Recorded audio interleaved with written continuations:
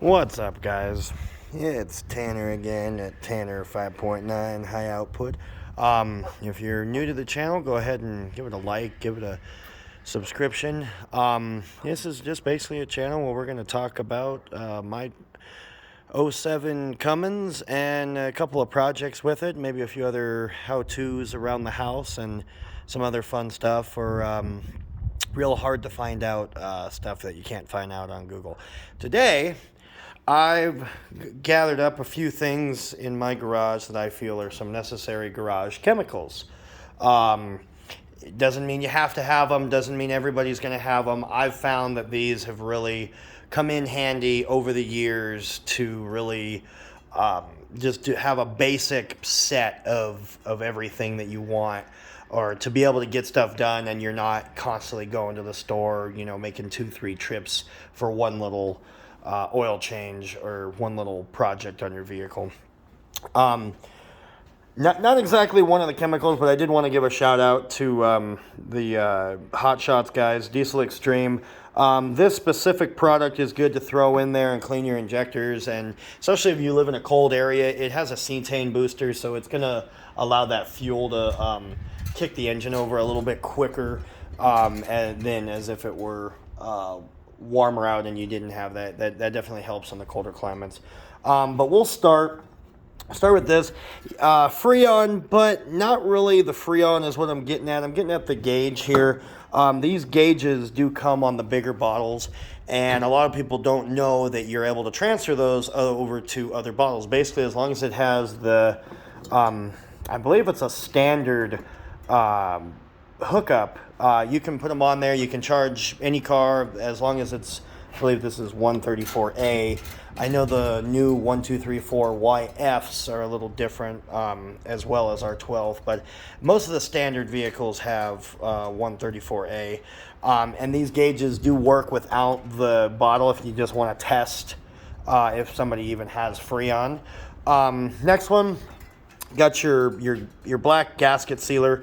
This actually came in handy for me just the other day on the Dodge. I had saw there was a line behind the engine that I really couldn't get to, and I didn't have time to replace the whole thing because it's one of those, I can only get one arm in there, and got to finagle around for half an hour trying to mess with it. Didn't really have time during the week. So just took a little bit of that, put it on my finger, put it over the little pinhole that I had found, and it stopped it up. I figure I can go a little more on that hose until I actually have some time to do it. But great stuff to have. A lot of people don't like to buy this and only have a little bit left, have a little bit in the tube, and it sits on the shelf for 6 months and then it goes hard. But I mean, if you keep the cap on and you don't use the little cutoff cap that comes with it, and put a nail in it, then you should be good. Not a chemical, but doesn't have to be Gorilla Tape, but nice roll of duct tape's always good. Always good to have. You might need to hold something or maybe strap something down until you can make it down to the auto parts store. Throttle body and air intake cleaner. Definitely a good one to have. You might be having some rough idle issues or something, and before you go and spend money on parts, take your throttle body off or run a little bit of that in there. Make sure you do not, try not to spray it right on the sensors. I'm not sure if it's this one.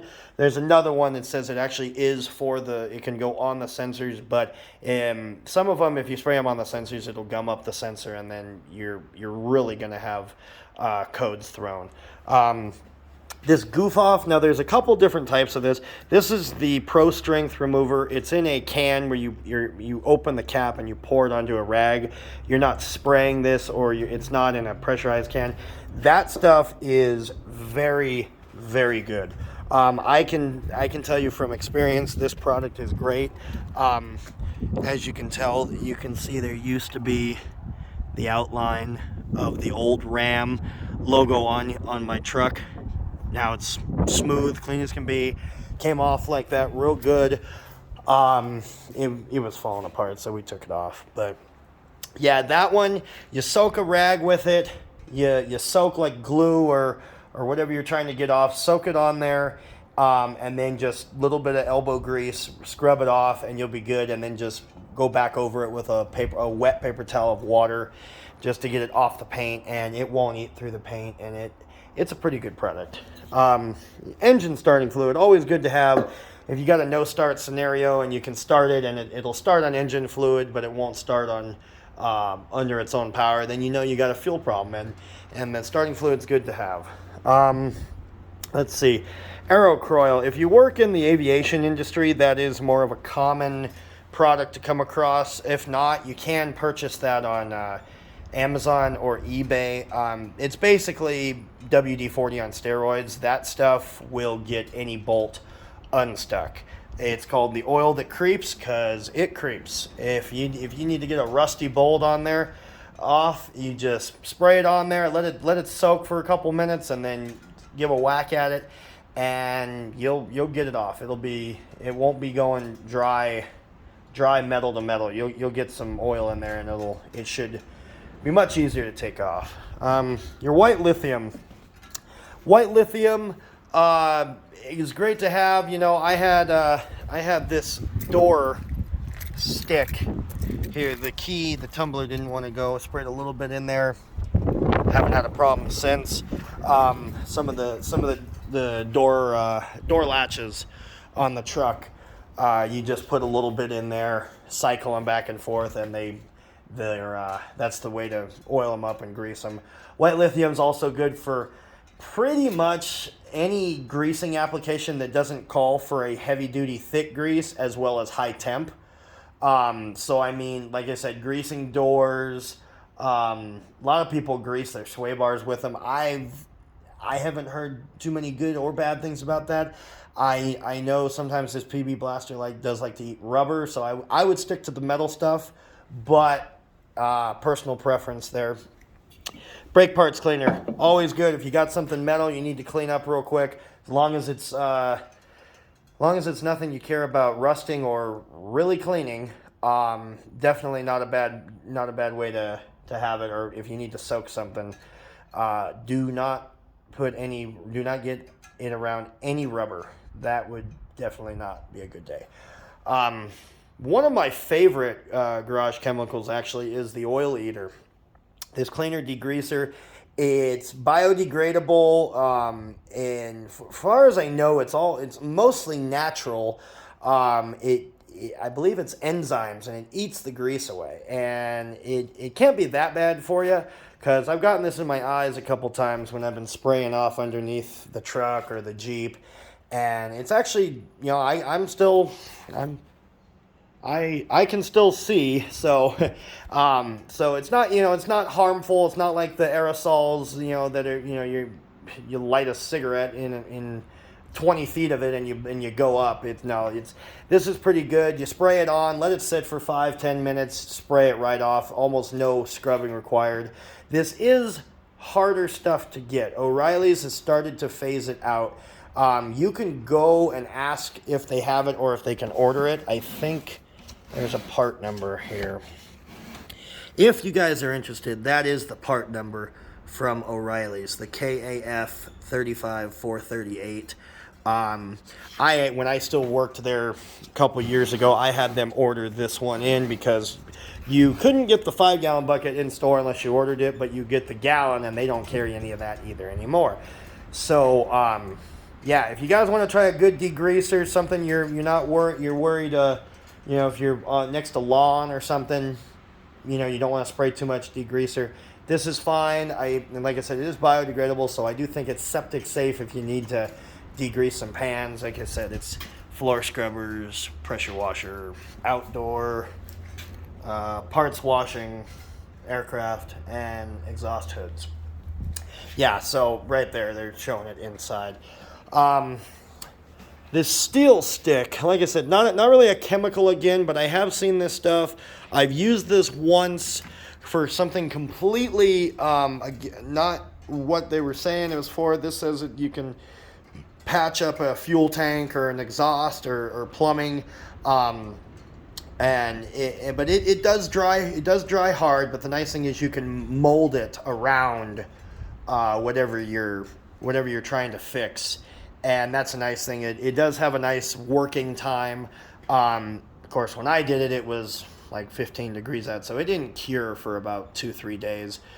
But if you're working like springtime, summertime, depending on where you're at, I think the cure time on this is, I think it's just under a day. Let's see. Yeah, I think it dries hard in a day. You can start drilling in it if you need to set stuff in it after an hour. Not too bad of a product. This one's a lot easier to work with than the 2-part epoxy that they sell in the little syringes. And then last but not least, did see this during all this COVID pandemic stuff going on. Couldn't seem to find a fire extinguisher at Walmart, and I wanted to see one in person because I wanted to have a big one for the shop. I found that instead, and read some reviews. Supposed to be pretty good. And basically, it's just a little fire extinguisher. I figured I'd have it because you never know when the shop might go up. And it's definitely good. It's it's compact if you want to put one in your car.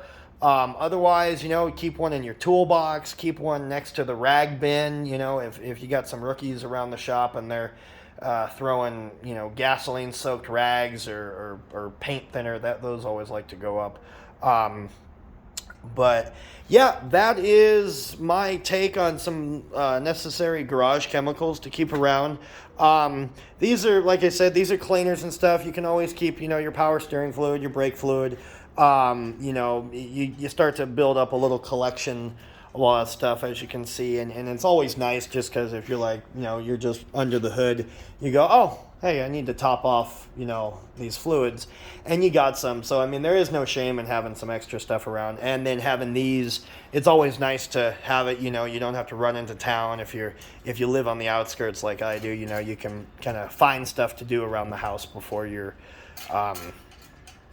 before you really have to go into town. You can do a lot of stuff with just a few things here. So, all right, guys. Well, thanks for watching. Like I said, this is, I think, my third video.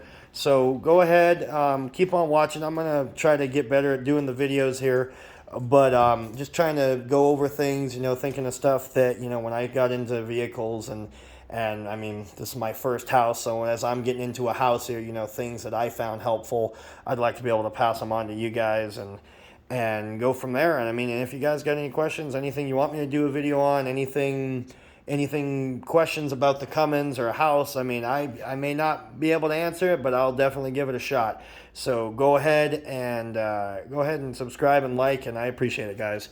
Till next time, thanks.